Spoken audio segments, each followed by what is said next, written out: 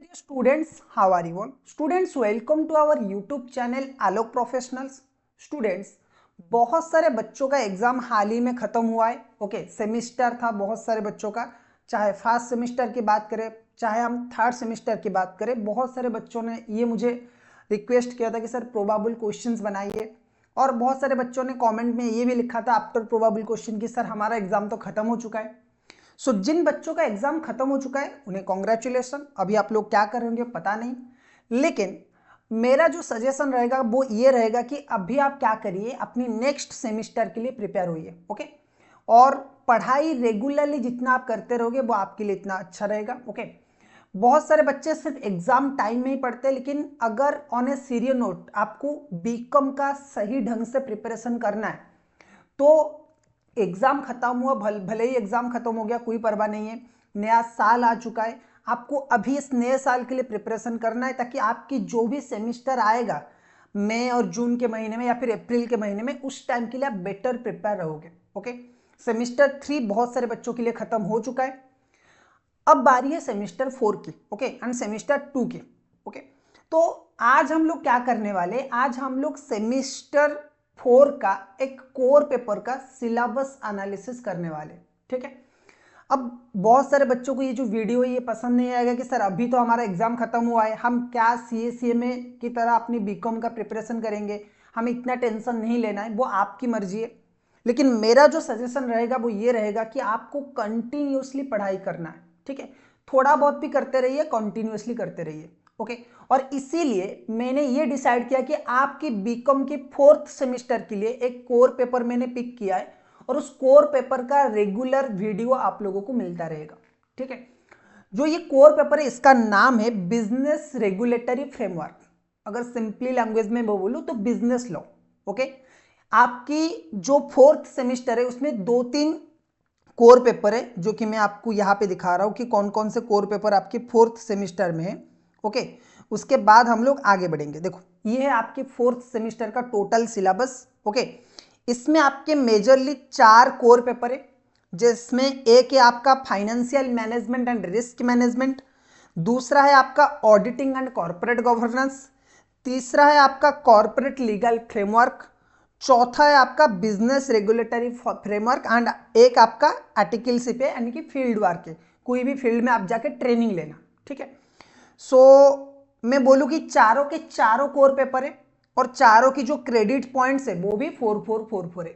Okay, सो मैं 2 paper का आपको सिलेबस मतलब एनालिसिस भी करवाऊंगा, और इसका क्लासेस भी मेरे यूट्यूब चैनल पे, हमारी चैनल पे 2 क्लासेस अपलोड होंगे। ओके, इसमें एक है आपका फाइनेंशियल मैनेजमेंट और एक है आपका बिजनेस रेगुलेटरी फ्रेमवर्क। एक है आपका फाइनेंशियल मैनेजमेंट और एक होगा आपका business regulatory framework.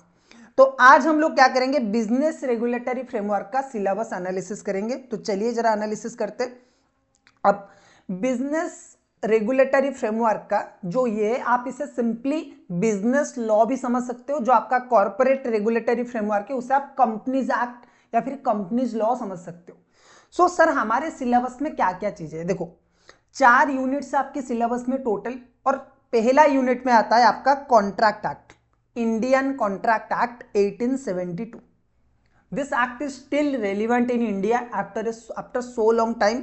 Indian contract act आज भी रेलिवेंट है और इस वजह से आपको पढ़ना है। ओके, इसमें बेसिकली हमें क्या क्या पढ़ना है कि कॉन्ट्रैक्ट क्या होता है, what are the essential features of the contract, natures of the contract. Okay, void contract क्या होता है, वैलिड कॉन्ट्रैक्ट क्या होता है, ऑफर क्या होता है, एक्सेप्टेंस क्या होता है, कंसिडरेशन क्या होता है।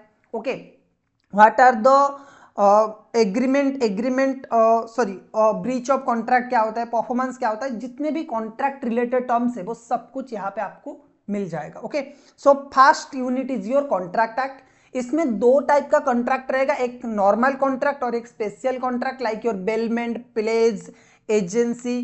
तो ये जो है ना, ये सारे के सारे इस वाले पार्ट में आपका आ जाएगा कॉन्ट्रैक्ट एक्ट में।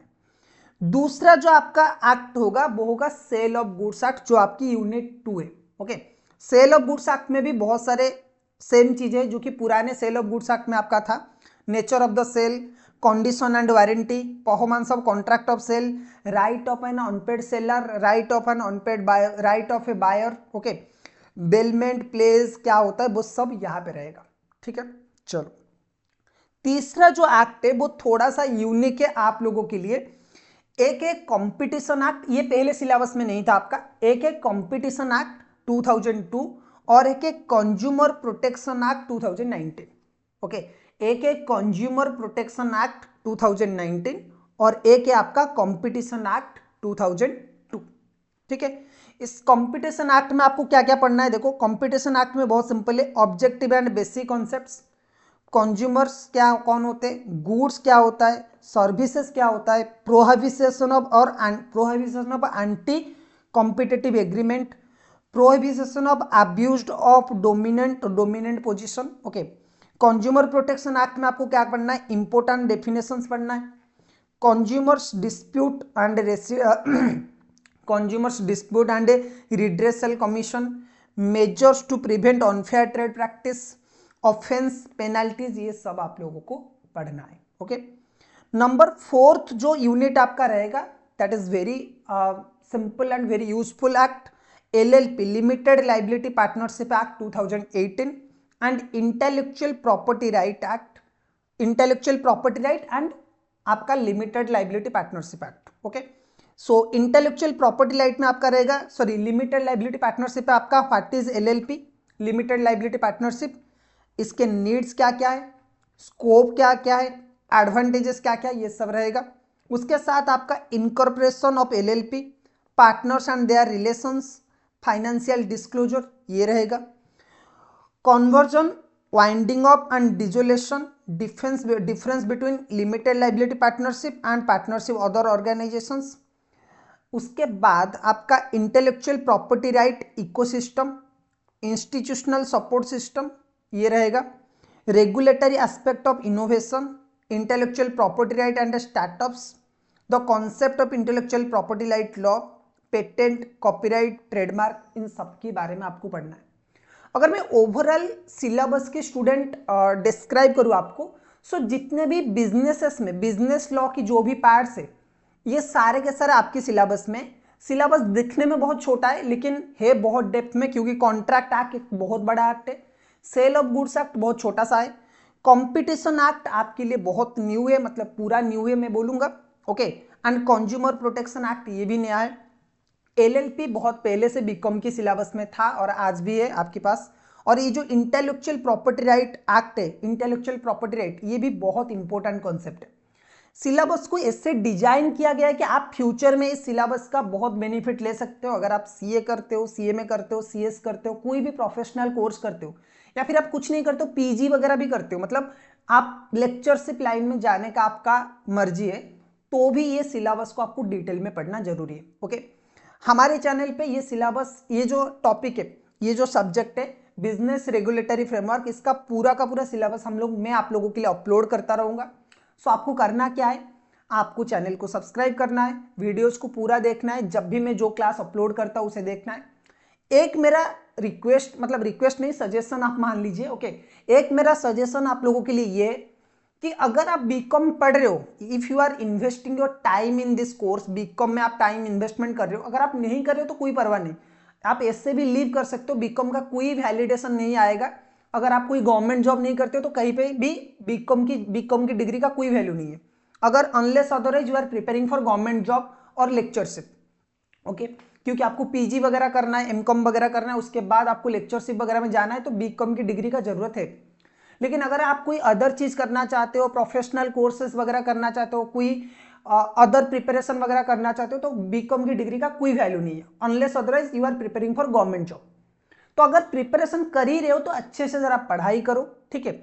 अगर यहाँ पे अच्छे से पढ़ाई कर लोगे तो आपको प्रोफेशनल कोर्सेज में भी, गवर्नमेंट की प्रिपरेशन में भी, SSB हो गया, आप किसी भी अदर OS वगैरह के लिए प्रिपरेशन कर रहे हो, PGT वगैरह के लिए प्रिपरेशन कर रहे हो, गवर्नमेंट लेक्चर के लिए, तो वो भी आपको हेल्पफुल होगा। ओके, पॉइंट ये है कि आपको रेगुलरली पढ़ना है। हमारी चैनल पे हर रोज एक वीडियो अपलोड होगा, आपको ज्यादा नहीं पढ़ना है, वो वीडियो को 1-2 बार देखना है। ओके, एक बार में अगर समझ में आ रहा है तो एक बार ही देखिए, अगर आपको एक बार में समझ नहीं आ रहा है तो 20-25 मिनट का वीडियो होता है, आपको लगातार वो देखना है। सो दैट क्या होगा कि आपको वो नोट्स, आपकी वो जो पढ़ाई है वो आपके दिमाग में रह जाएगा, जो भी मैं डिस्कस कर रहा हूं। और नोट्स के लिए आपको टेलीग्राम चैनल सब्सक्राइब करना है। एक बार आप टेलीग्राम चैनल में सब्सक्राइब कर लोगे, मतलब टेलीग्राम चैनल ज्वाइन कर लोगे, तो आपको सारे के सारे नोट्स फ्री ऑफ कॉस्ट में मिल जाएगा। ठीक है, तो आज की क्लास में बस इतना ही, फिर मिलेंगे एक और क्लास में। ओके, इसके पहले क्लास में हम जल्दी मिलने वाले, तब तक के लिए कीप लर्निंग।